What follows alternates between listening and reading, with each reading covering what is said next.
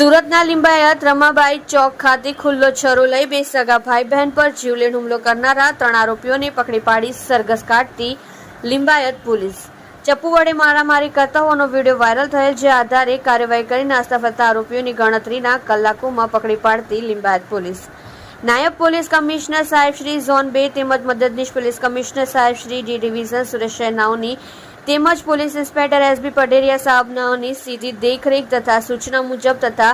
second police inspector વીએ જોગરાણા સાહેબનાઓની સૂચના તેમજ technical માર્ગદર્શન હેઠળ લિંબાયત વિસ્તારમાં આવેલ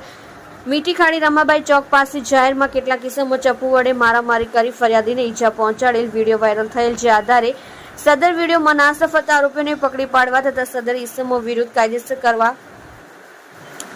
સૂચના આપેલ, જે અન્વયે સર્વેલન્સના પોલીસ સબ ઇન્સ્પેક્ટર જીવી દિહોરા તથા સર્વેલન્સ સ્ટાફના માણસો દ્વારા ટીમ વર્ક કરી તથા ટેકનિકલ વર્કઆઉટ કરી હ્યુમન રિસોર્સ આધારે વિશ્વાસુ બાતમીદાર મારફતે બાતમી હકીકત આધારે જે નીચે મુજબના